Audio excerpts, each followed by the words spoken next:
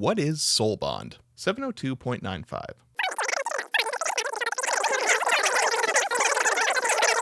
This one's a doozy, so get ready. What is Soulbond? There's a lot here, so let's get to it. First, Soulbond is actually two triggered abilities.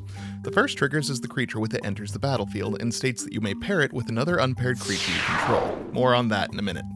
The second states that whenever another creature enters the battlefield under your control, if the creature with Soulbond is unpaired, you may pair it with the new creature. The main function of Soulbond is creating this pairing. While it doesn't technically do anything on its own, each Soulbond creature comes with an ability that grants something to the paired creatures. With me so far? Hope so, because here's more. A creature can only ever be paired to one other creature. Pairings can be broken if one of the paired creatures leaves the battlefield for any reason, you lose control of one of the paired creatures, or one of the paired creatures stops being a creature for any reason.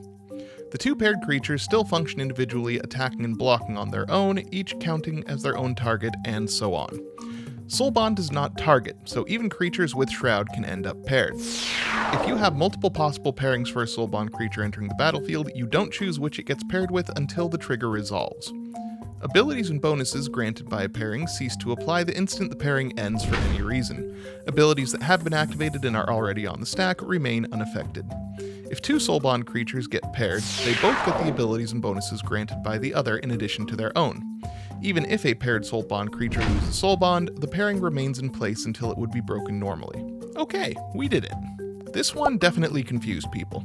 Once you played with it a bit, it made enough sense, but there's a lot to remember here, so much so that it's unlikely to return outside of supplemental sets. That said, there's some powerful creatures that have Soulbond, and the possibilities they present can make some interesting things happen. And that's what Soulbond is.